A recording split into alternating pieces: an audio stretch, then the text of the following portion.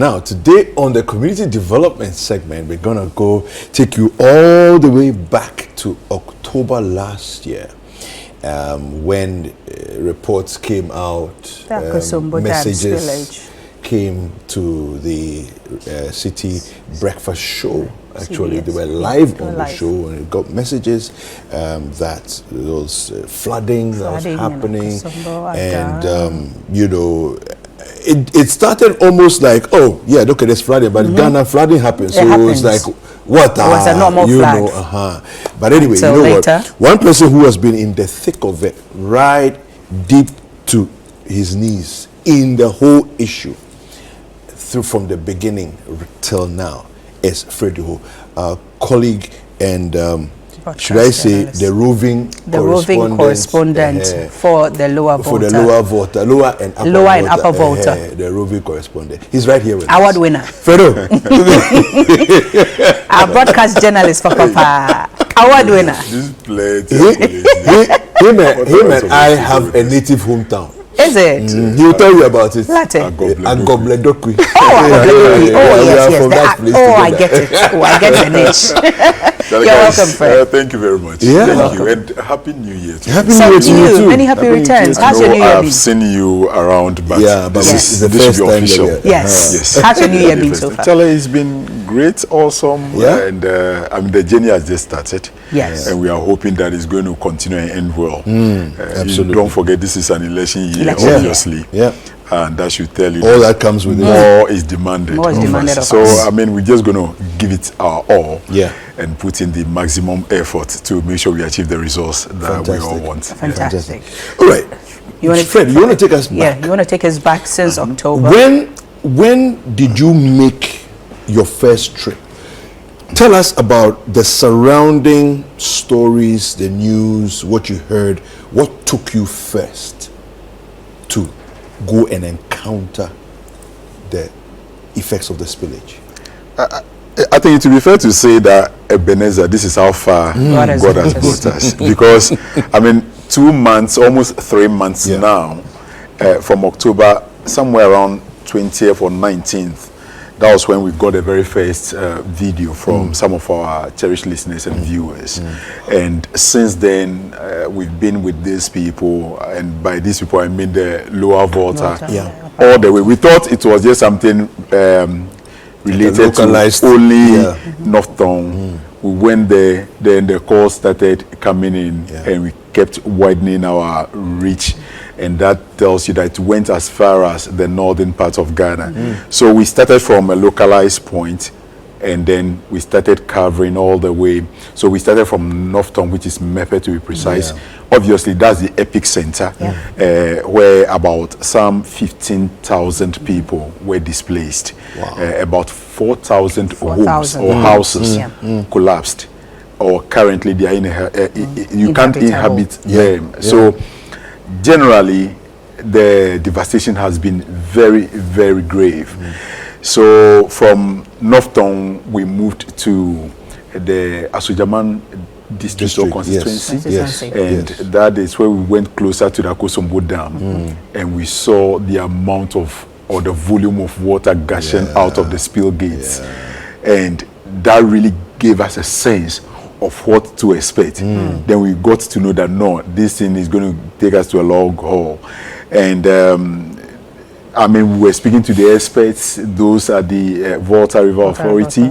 They were also giving us their expert advice, giving us the updates as expected. And I mean, those who were suffering were only able to salvage certain things. First, you must save your life. That is the most important. And I must say, thankfully enough, no life was lost to this whole disaster, and that is the good thing. We're thinking that post the disaster, there will be some epidemic or some kind of breakout of diseases. Speaking to some of the health directors so far, nothing of such has been recorded, except for the chronic ailments that these aged people do come with, and the minor skin rashes that people went to the hospital with. Those were the minor things that so they've been able to manage the situation well. And don't really undermine the resilience of the Ghanaian. The women, the vulnerable children, the widows. You see people trying to save their families, and when it got to that point where the on hands on deck approach became very necessary, you will see the youth, taking up the mantle. They showed up, they saved their families, and that is how come we are all able to talk about this success so far. Out of every disaster or misery, you should expect you shouldn't dwell on the negative so much. This thing happened for a reason, whether humanly or naturally. You would only thank God, because visiting the communities post the disaster, one can tell that the people are bouncing back, they are settling in beautifully, and they are able to pick the pieces together. Now, people who lost their homes, a number of communities, the MP, corporate organizations have come to their aid, and don't forget Citi TV. We also rose to the occasion. We've given at least 5 districts concrete and permanent structures or infrastructure they can point out and say, out of the disaster we got this. A community like Tokpo can boast of a huge community center. Not center per se, but accommodation that is going to house about 400 people. Wow. Okay, people who are living in mud houses, today they'll be relocating to concrete cemented house, where you have proper washrooms, decent place that you can say, yes, this is much better compared to where you were living.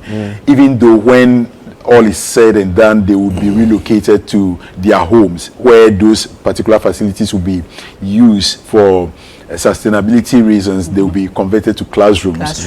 That should tell you that indeed those people have something to point to, that, well, out of the disaster, we got this. Then we moved. I'm now dwelling on what Citi FM is doing, or Citi FMC TV is doing.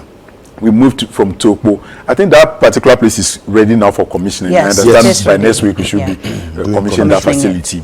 So from Tokpo, at that east, we have a facility right behind the district assembly.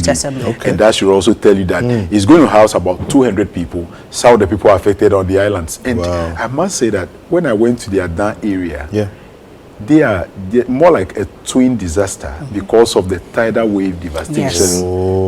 And then the disaster. So a number of houses along the coast totally gone. And that should tell you that they are really reeling under this impact of the disaster. So this building is also going to cater for about some 200 people from some of the island communities. They'll relocate there, and they'll begin to put their family back together, and then live and have a comfortable life. From Ada, we are now doing something also in the Central Tongue District, specifically New Bakba.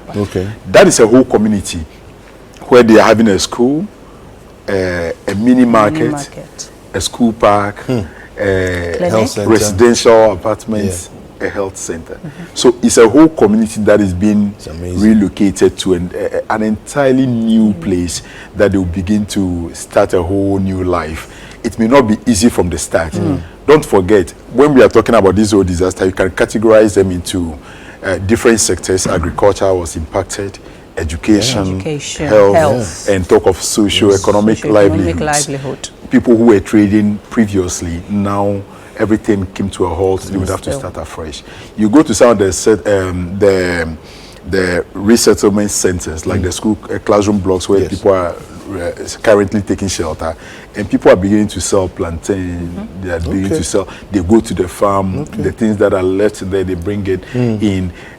It is basically because the amount of help that moved in at the onset, that has dwindled, that has really diminished. So they now have to put in the effort themselves to fend for themselves. So generally, I can tell you that life is bouncing back, but it's not easy for those people. And thanks to the Ghanaian-ness in us, we showed up, we came to their aid, we showed them love, and they can't really forget how much the Ghanaian love them. We're in Mepe quite recently to cut short for a clinic. Mepe being the epicenter. For a good reason, we're not paying much attention to them, even though we're there reporting on the ordeal. But they are now having a good laugh. They are having the last laugh because generally they thought we would not come there to do anything for them. As we speak, a health center, which is a clinic, is coming up beautifully. The construction has just started. The MD Samens broke grounds over there and gave them 2.5 months assurance that they will have an entirely new clinic. That particular place has a population of about 17,000 and 12,000 thereabouts were affected. They have no clinic. So if a clinic is going there at this time, closer to a resettlement that is being built by the MP, it is good news. Bando Toko, we are doing another project over there that it will house about 200 people. Before we talk about Bando Toko, let's look at Mepe. You know, I actually drove there myself. There was one weekend I called you and I said I wanted to go there on my own and all that and go and see. And I got a lot of images, you know, of the place, and to think about what people have been through. You look at photos, you see the watermark of the level at which the water rose to. It is above your It will submerge everything, you know. And then even cases like cemeteries, you actually see a cemetery that there's water is supposed to have dwindled, and you're imagining that at the highest level of the flood, where was the water? In the cemetery, right? Now imagine decomposed bodies soaked with water. Water is running through. It was totally contaminated. Water. You can't even drink it at all. You can't even walk through it and feel safe. With but thanks to some of the research institutions we have in this country, they've been in there, they've conducted their own research, they've advised the people not to drink or use the water, and that is how come we didn't record the epidemic we talk about. So the advice went in quickly, and that helped really. And post the disaster, they've been given is it pellets? The water pellets to purify it so that they can consume or use it for other chores. I've been there. I've seen that the people are now relying on the Volta River. The water has receded. When you go now, you would now appreciate how much water came into the community, because it's receded about some 500 meters away. Goodness gracious. So it came in that it came all the way to the community, 500 meters. At least what my eye can see, one of the things, distance is quite far. One of the things I saw, and I have photographs of these, you know, we can look at them another day, but you see canoes that came in to rescue people.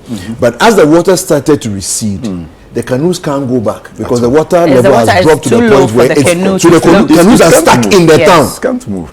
So and you see, we can't even conclude this without thanking the military. NAGMO. I mean, the institutions, they were on top of issues. They came in their numbers. The military, they were walking in the water. And the stench emanating from that water, I tell you, I can't withstand it. One of the things I can't withstand in this life, the smell of a cigarette and the stench from anywhere. I mean, and they were in this. You were in the ticket of it too. Let's take a look at some report from Mepe. On a journey to Mepe in the North Town District, where we are going to build or construct a clinic for the people of Mepe. About 12,000 people were displaced during the Akosombo Dam spillage that occurred some 2 months ago. And the people here do not have a health facility that would attend to their health needs. They would have to travel a distance to Bato, the nearest hospital, to access health care. They brought this to the attention of the management of Citi FM and Citi TV, and here we are today in Mepe, and they are going to break grounds for the commencement of a clinic project that is going to be built within 2.5 months. Manklalo of Mepe traditional area, Togbe also lauded Citi FM and Citi TV, where he made known the fact that when the first incident happened in 1963, no help has come or no compensation has been paid to the affected people. We put our request through the head directorate that we need clinic because MEFE don't have clinic. With our size, our number, and no health clinic is affecting us. And through this, they have been able